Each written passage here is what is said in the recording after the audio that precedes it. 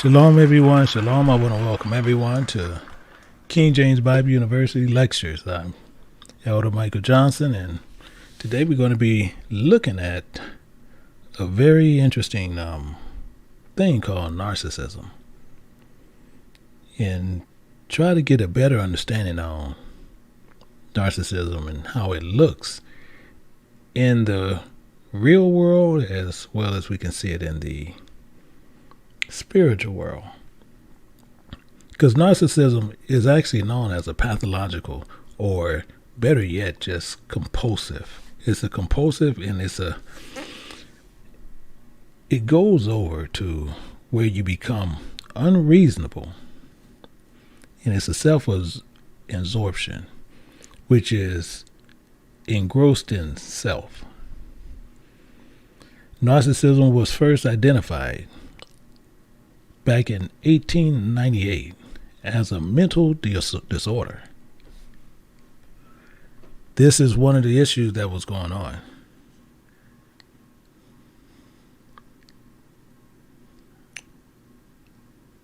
One second.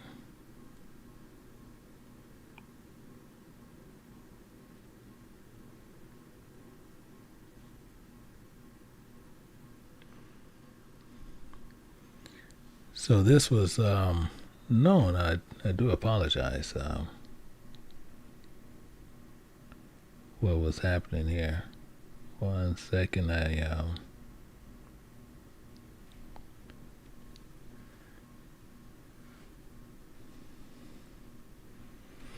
So again, I do apologize, but I do want to go back and look at that. Basically what was happening with the mental disorder.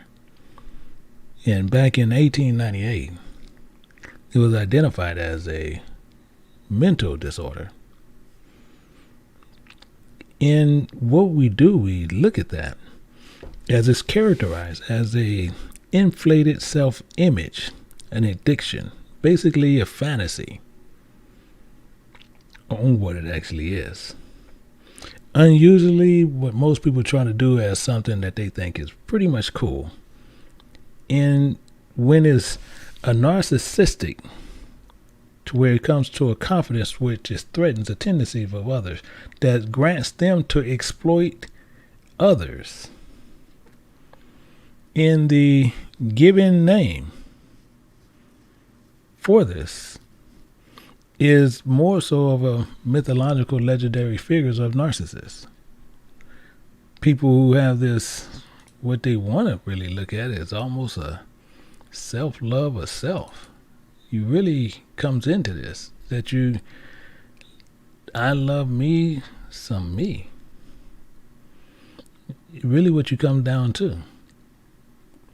So these legendary figures where you come to the normal, and it's a child's development, which is considered a disorder when others occurred after puberty and many times.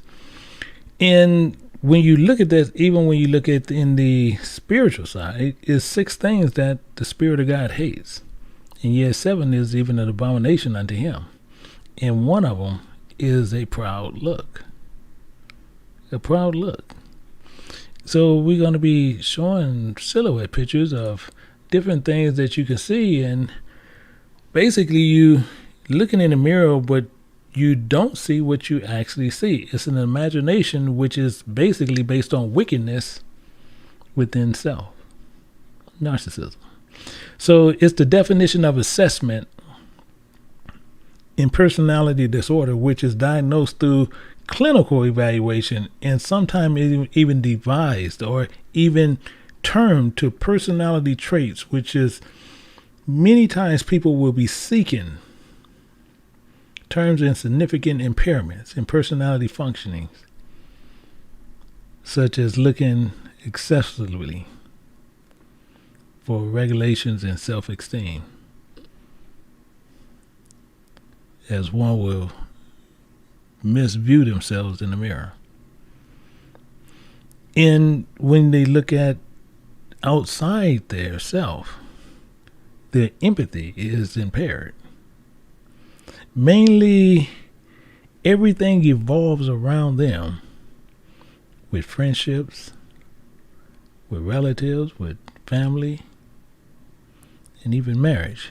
It becomes superficial relationships because things evolve around self. The qualities of narcissism, which will remain relatively stable over time, long as one do not disrupt the narcissism realm. Need to use different things such people will do in the condition, say like with drugs or anything else. Long as you don't disturb that developmental stage, you won't disturb their narcissism. You won't disturb their self-love. You will keep it the same way. So you have different forms of narcissism, which is terms, and many people will call it narcissistic personality type. But we still have to look at individuals and what they possess. And the characteristic of a narcissistic personality disorder are considered one that has a normal range on which they believe is correct.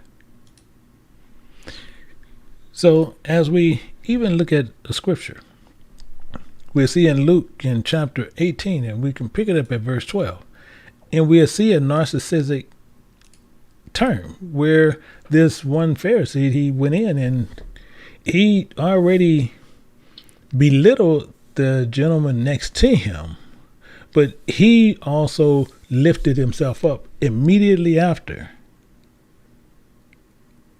he downed him. Because if you look at the verse above, it says the Pharisee, and he prayed thus with himself. But first thing he did, he said, I thank thee that I am not as other men are, extortioners, unjust, adults. And he immediately identified the gentleman next to him.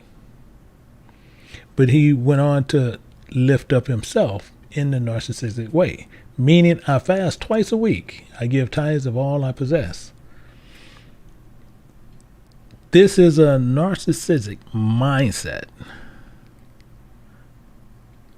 or narcissistic, which you want to sit there and see, because it's a mental condition that people have.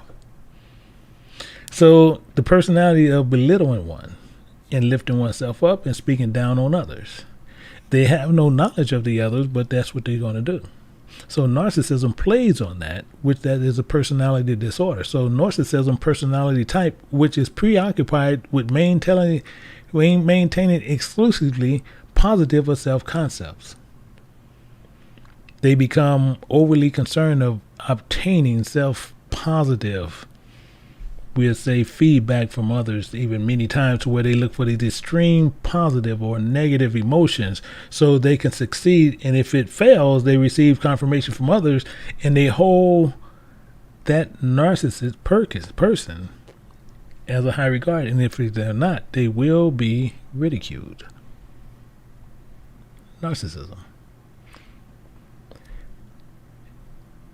You could take the best example is, if you ever seen someone go to a wedding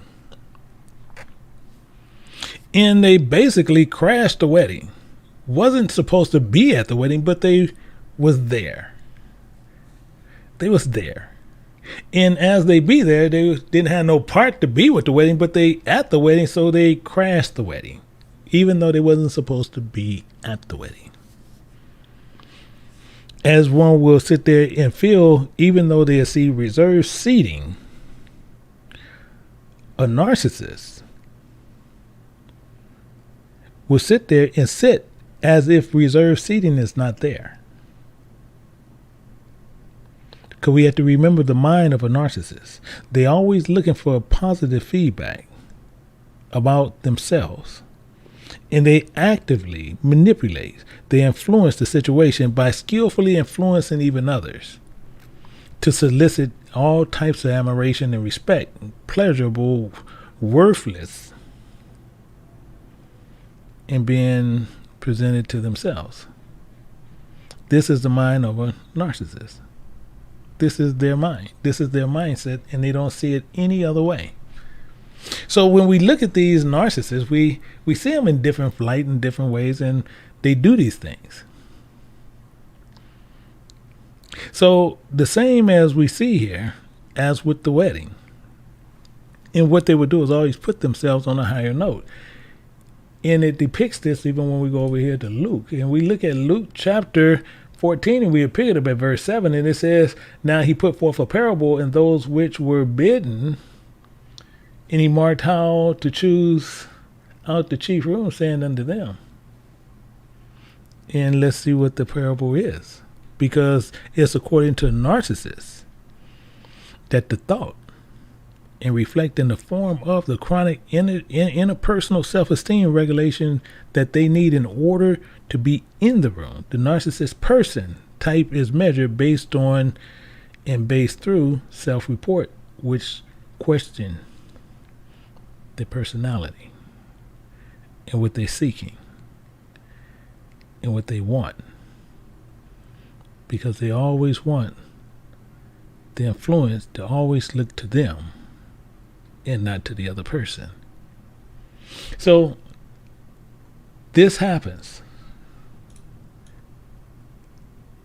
every time. It says this. It says, "When thou is bidden of any man to a wedding, sit not down in the highest room, lest a more honorable man than thou be bidden of him." These things happen because if you have a narcissist's mind and the mindset of a narcissist, reservations and things of that such you will pay no attention to, because you are the focal point of the room. That's what you personally see. You are the focal point. And you have to remember, you love you some you. This the mindset.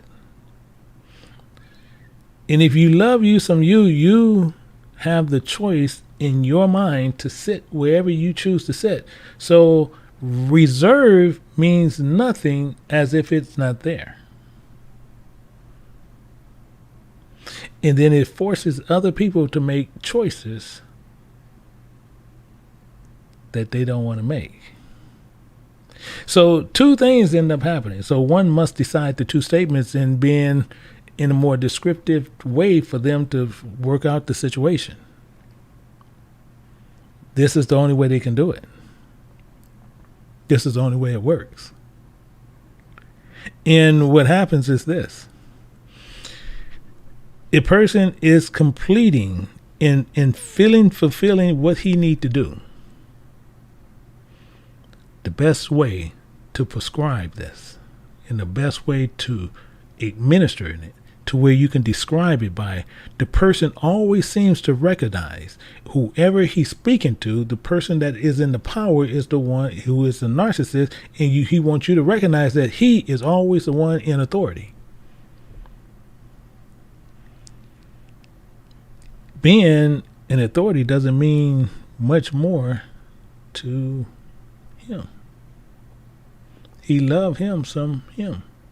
And the most important thing in the room is not the wedding. The most important thing in the room is him.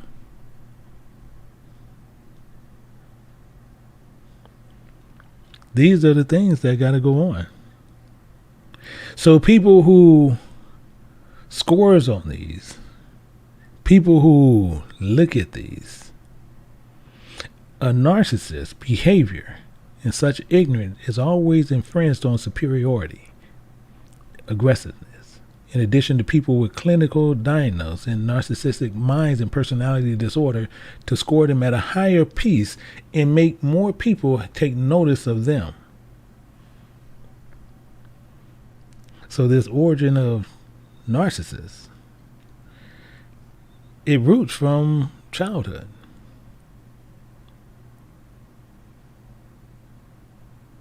The origin of narcissism, it roots from childhood. Experiencing both disturbances with it comes from the parental relationships to produce the narcissist's behavior or the disorder. Is where it stems. Narcissism is a defect in the development otherwise of a healthy behavior. See, child self-developed gains through maturity through the interactions of others, primarily by the mother. That provides the child with the opportunity to gain approval, which enhances the identify, which can become perfect and omnipotent role models. This is the problem. It introduces these unsympathetic and this unknowing behavior which fails to provide approval and the appropriate role models. Narcissism is an effect of the development arrest, for lack of a better word, which result in the child self remains in this grotesque, this unrealistic, which the child continually is idolized. Other maintains this self-esteem which is associated with that. So narcissism end up becoming a defense system for them, which is a result for the child reaction to coldness and lack of empathy on one's parent side, where it is esteeming from others with this narcissism who do not see him as perfect. The individual childhood history becomes unsatisfactory. The social relationship who's this grotesque view, which also fostered the conflict of one physiological independence on others on how they actually perceive them. Saying that and said all this to say what? It boils down to a couple of things. One will overestimate their physical attractiveness. This happens. They will overestimate their physical attractiveness. They not only will do that, they will overestimate, even by lying and doing whatever they need to do. They will also do that by overestimating their intelligence. No matter what, they will assess what they believe they are the smartest of all. This is a narcissist mindset, but it's fragile and insecure, which is evidence of his vulnerability, because a narcissist is likely to be explicit and self-reported, so they esteem if it's attacked in any way, shape, or form, it will leash out. It is insecure about self-views from others. It seeks for reactive feedback from other people. However, not just any response or feedback from others is important to a narcissist. They are eager to learn that others admire them and hold them at those high esteems. And the reason they do that, because you have to remember how it plays. They love them, some them.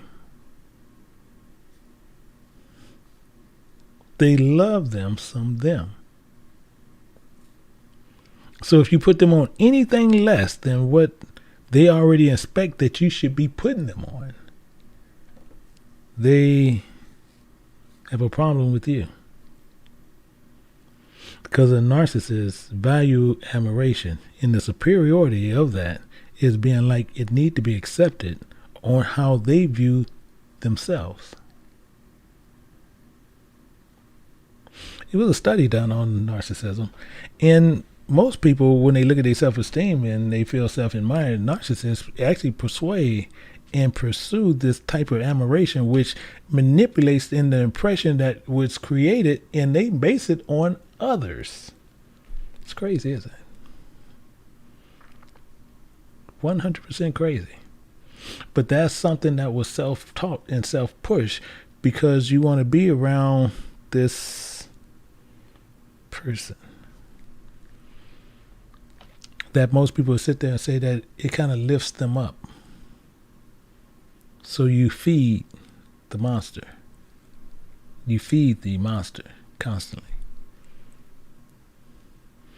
And then now, once the monster is out of hand, the monster is out the cage. And so any hostility comes out, or you fail, the appropriate response going to always be leased out with rebuke, vengeance.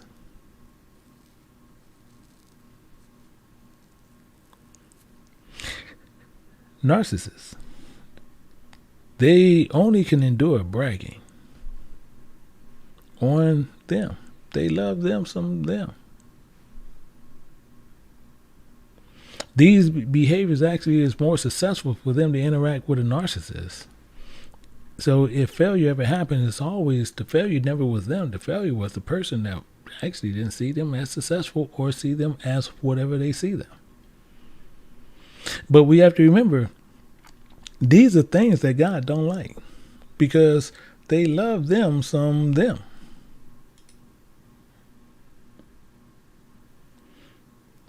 And they are completely hostile without knowing. The Bible says this, and we'll look at this, and we're going to go over here to Proverbs and look at some of this. In Proverbs chapter 6 and verse 16, it says this.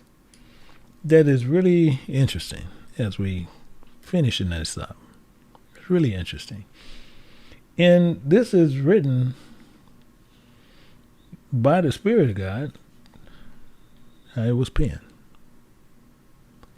And it says, these 6 things do the Spirit of God hate. Yea, 7 are an abomination unto him. That is highly interesting.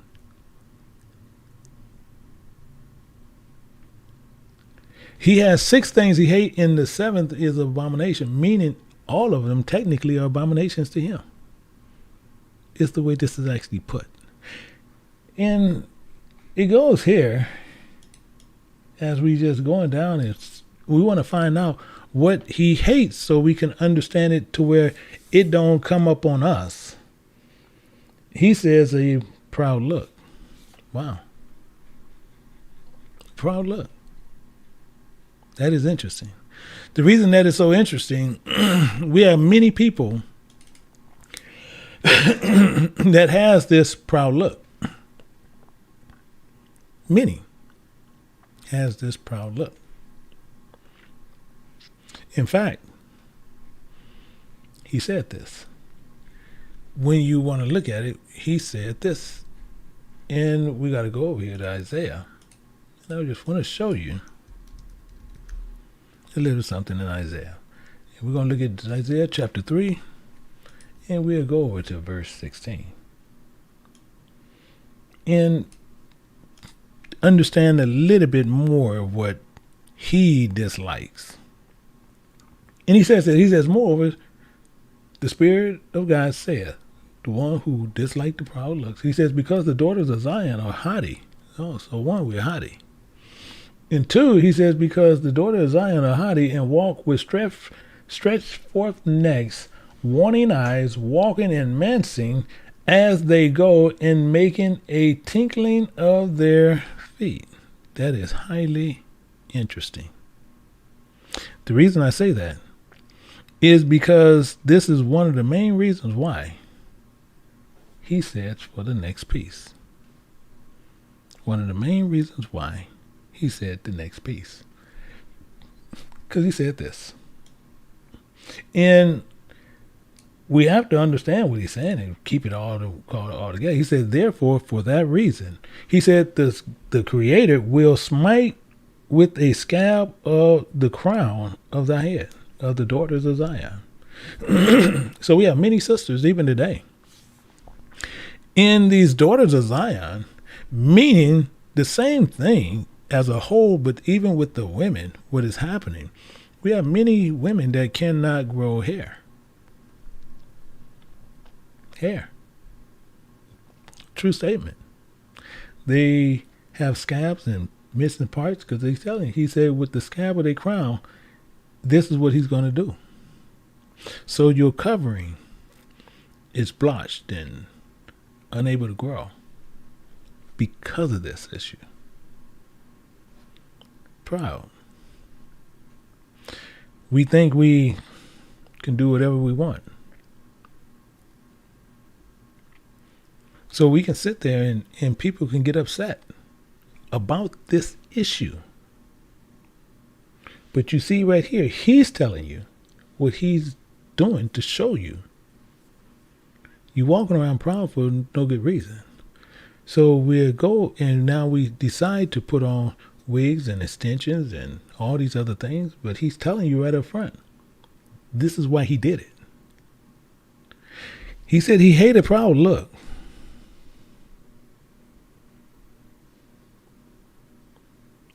Don't like howdy. These howdy personalities. So he did this to prove a point. And so with even the men. So with even the men. Men didn't get out of this, and most men think they did, but they didn't get out of this either. Because men has more so even more problems. And we'll look at this over in Proverbs and chapter 16. We're going to look at verse 5. It says, everyone that is proud in heart is an abomination. Everyone. If you're proud, it is an abomination. Meaning you have a narcissist mindset. You have this narcissist mindset, so it's an abomination to him. It says abomination to the Spirit of God. Though hand joined to hand, he shall not be unpunished. He is going to punish us for that. It's in here, so why do we do it? Because we think we better than everything else. We love us some us. This is our problem. We love us some us. All iniquity, Ecclesiastes chapter 21, verse 3, it says that again. All iniquity is comparing, is as a two-edged sword, letting you know it's going to happen on both sides. The woman as well as the man. It's a two-edged sword, and the wounds whereof cannot be healed. These cannot be healed. There's nothing to heal. We got to get right. And he says a little bit more. He says, to terrify, including do wrong, will waste riches. Exactly the point, because it says, thus the house of proud men, M-E-N, men, M-E-N, men, M-E-N, men should be made desolate.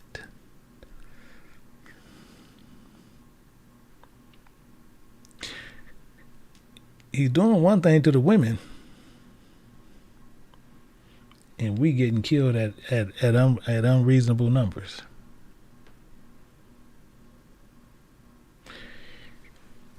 He's scalping the women, and we being killed at unreasonable numbers.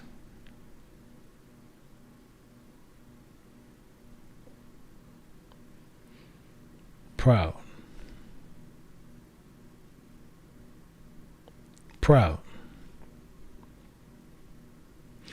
Men that feel they can walk with their pants under their buttocks. Men that want to make sure as they walk down the street, shirts open because they started working out. Men tattoo all over their bodies now because it's cute. Proud. We killed at unreal numbers. Wasted riches for that. But he says more here. He says a little bit more here.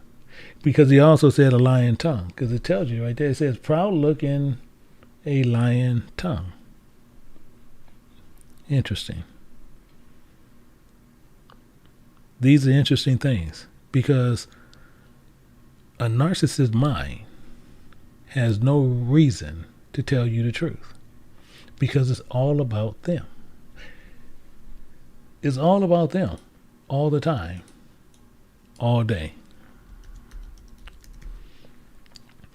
We can see this and we can join that with that and get a better understanding and see what we're doing. And it tells us this lying tongue. And it says the getting of treasures by a lying tongue is a vanity toss to and fro of them that seek death. So we as a whole,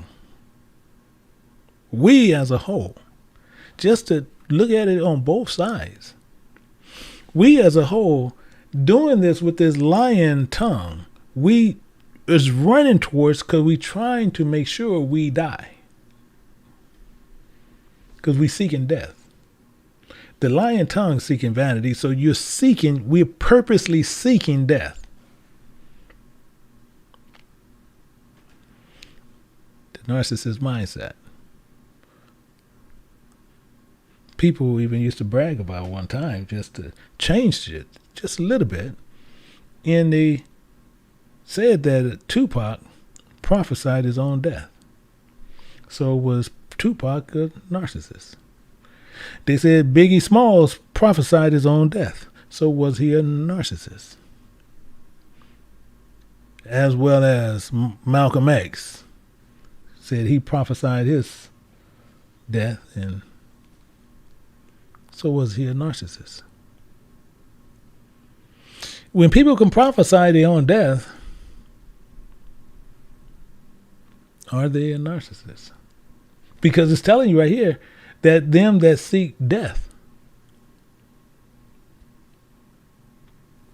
So either a narcissist personality inventory, which present in the response to the set enforcing one where it's forcing you to make a choice. Which of the two statements are true? Either you recognize them as an authority of self because they can do something such as that. Then it makes their reality your reality and makes it real to you. So then they are this perfect oracle of a person. That's the danger of it. That's the understanding of this. Because if you truly believe that one can prophesy his personal death in the way it's going to be done, they are more than man. They now has become a god.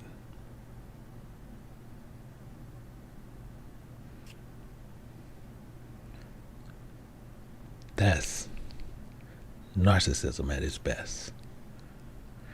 Ruled by the authority of self, making you either choose one or the other, which you will be unable to undo because you now believe he is a god.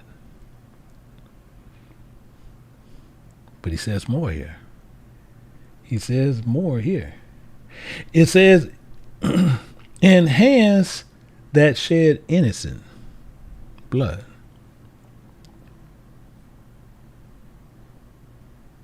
Narcissists. They don't have a problem with this. In fact, just to make sure we all be on the same page with everything,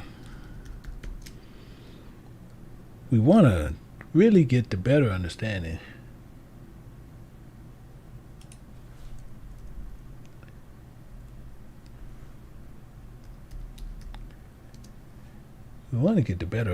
on how this narcissism works and why it's so powerful on the way it is. Because many of us don't know. But we're looking at second address, and we're going to look at chapter 15 and pulling it up at verse 22. When Idris made the statement, my right hand shall not spare the sinner, and my sword shall not cease over them, they that shed innocent blood upon the earth. That is highly interesting.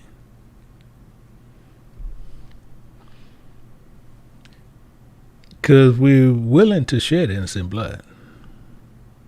Life. God do not spare and do not have empathy for that. Having mainly their lives in their friendship, because their friendship, their relationships, is always superficial.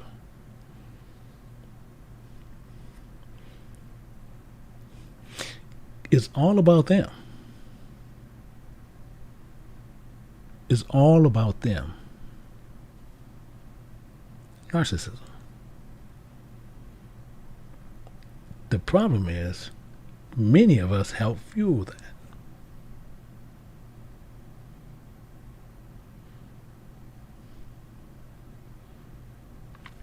Many of us are the narcissists. When we look in the mirror, we see something else. You see people where they can look on your Facebooks, your places, and you see people taking self-portraits by the millions. It's narcissism at its finest. People will tell you that's not narcissism, but that's 100% narcissism, because they letting you know they love them some them.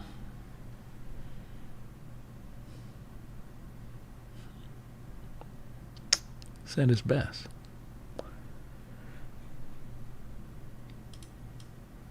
'18 tell you even more, where we just getting down into them. It says, in a heart that devises wicked imaginations. A heart that devises wicked imaginations.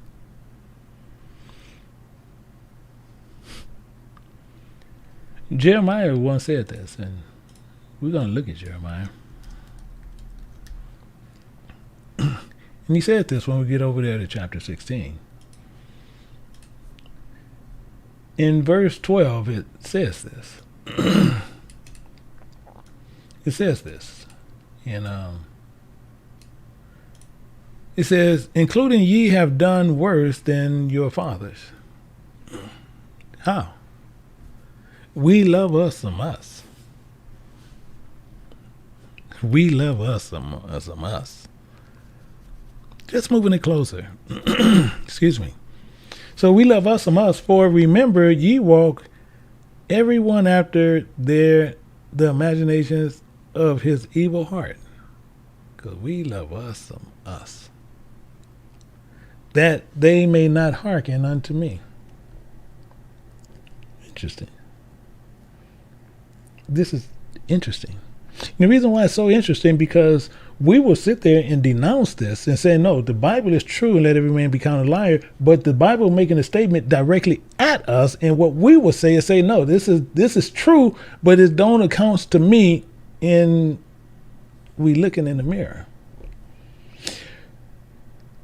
Meaning this, it's real simple. When we read the Bible, we read in a mirror of ourselves. It's hard to take, isn't it? It's hard to take. The reason why it's so hard to take, because we don't want to believe it. He's telling us right there, we have done worse than our fathers.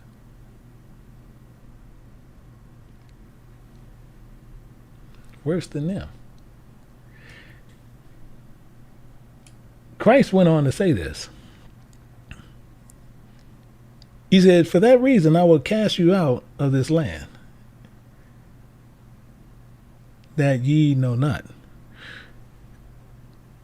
So none of us is dwelling in Jerusalem. Not one of us. We're not dwelling there. Because if we were dwelling there, we'd be being obedient to God. But we're not there. We're in one of these 50 states or one of these other countries, but we're not there. So neither nor you or your fathers, in there shall ye serve other gods. Us. Love me some me. I love me a whole lot of me.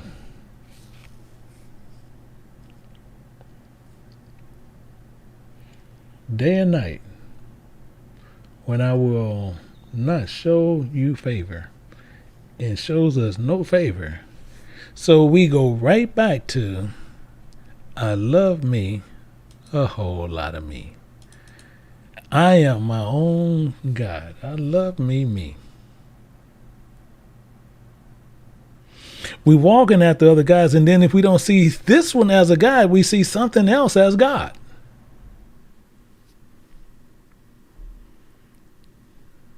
I love me some me.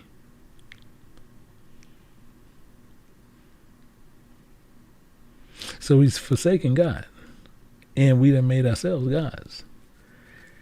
And it's a bunch of us walking around thinking just as this. We can say we don't, but we do it. Because we love us some us. And one of the biggest problems is where we get down to the next one, and it says this. It says, feet that be swift to run to mischief. Wow. We're quick to do this. When problem arises, no matter what, we are quick to do this. We are so quick to run to mischief. We just take off and just boom. Wherever mischief is, we want to get to it. Because we have a narcissist mindset. And whoever has a problem, we can fix it. We can fix it. You remember that movie Die Hard with Ellis? Ellis, where they was getting ready to take over the building. They took over the building. Then Ellis got tired. And he said, let me go in there. I have to negotiate $1 million deals. So I'm going to go in there and I'm going to talk to the guy and I can handle these guys. So he ended up talking to Bruce Willis. And as he's talking to Bruce Willis, he's telling him, hey, Bruce Willis, and he just met him that day. But he said, hey, man, me and you go way back, this and that, telling him all this stuff. And then he plays the game as, hey, Bruce, come on, take care of this, man, because if not, man, they're going to kill me. He looks at the guy, and the guy's sitting there like, okay. But he's sitting there like, hey, it sounds pretty good, don't it? And he kept doing this, and then Bruce stopped talking. And he kills the guy. But the guy had a narcissistic mind. He had this narcissistic mind. This mindset. But he ran to evil. Besides sitting in there in the room with everybody else and not saying a word, he decided, no, I'm going to go in here. I'm going to handle this. Quick to do mischief. Quick. Because of the narcissistic mindset, that's what we do. In Exodus, in the law, it says this. It says this. In Exodus chapter 21. And we'll pick it up at 23. Actually, it's already highlighted. But we're going to look at 23. It says, including if any mischief follows that we run to, then thou shalt give life for life. Life for life. The narcissistic person will not only run to do mischief, but they also lose their life behind the mischief that they seek, because they seek to die. All hell can break loose, but a narcissistic person always believes they can always save the day. Always. But it's something else that he hates. He says, a false witness that speaketh lies. So if discourse, the one that speaketh lies is right here. We're going to get that part. He that speaketh lies. In fact, to look at it a little bit more of the law. A little bit more of the law. In Deuteronomy chapter 19.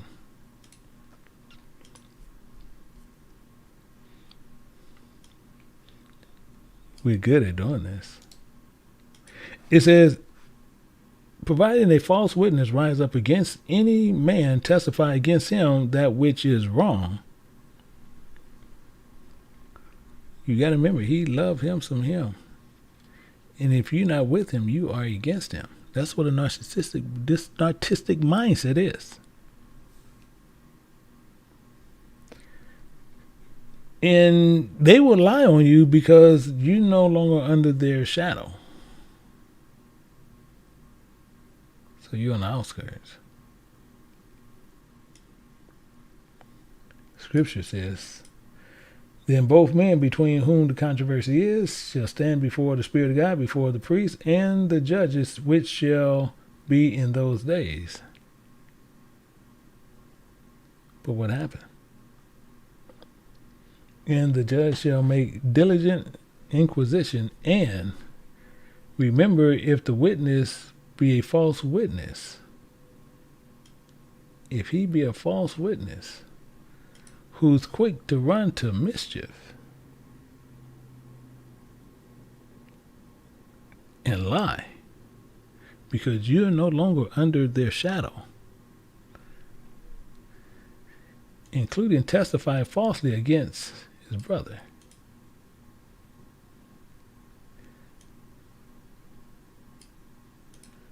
Then shall ye do unto him as he thought to have done unto his brother. So thou shalt put the evil away from among you. The same you thought you was going to do to him, now going to happen to you. Because you was quick to go do mischief. You was quick. And the other last part is, we see this here, that happens all the time. He that soweth discourse among the brethren. Many of us do this. Many of us do this. We'll get people to go against somebody else. We'll get other people to do this constantly and don't think nothing about it.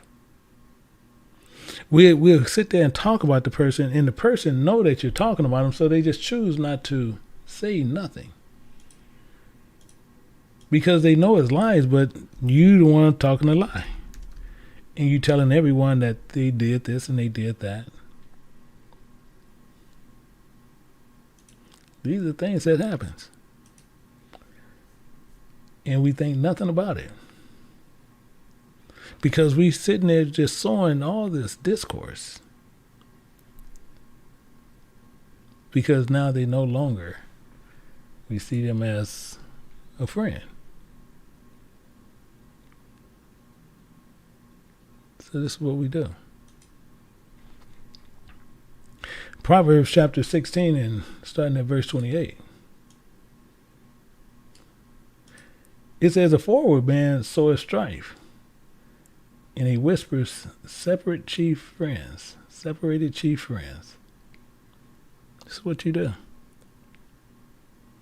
Now we want to talk about them.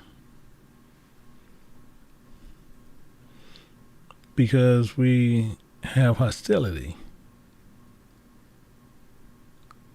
or this narcissistic mind.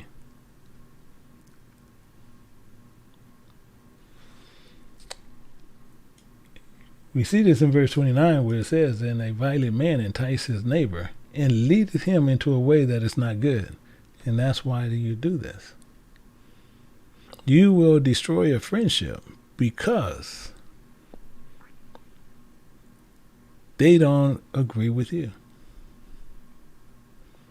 The mind of an artistic person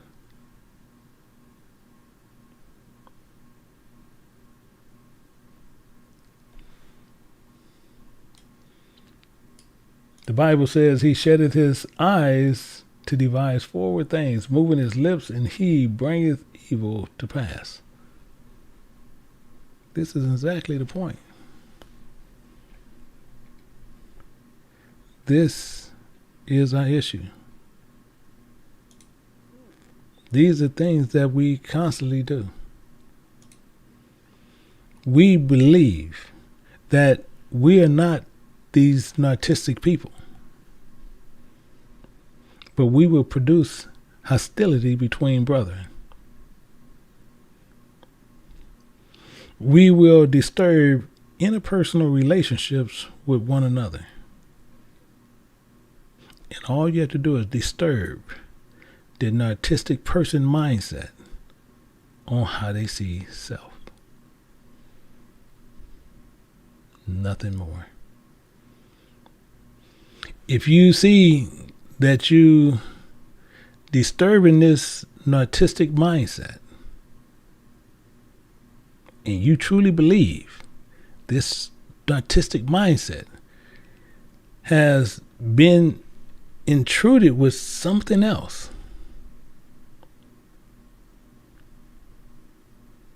you now become the target. You now become hated. You now become a product of war, because you don't see what they see. And the only way they can get you to see it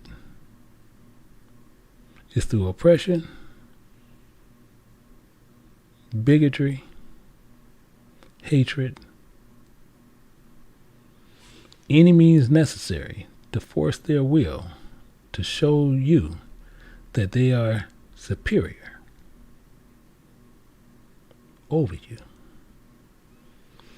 Hopefully you can take that and everybody understand the difference between this and think about it. So with that, my friends, I appreciate everybody that came over to see this. So until next time, I say to each and every person, enjoy and shalom.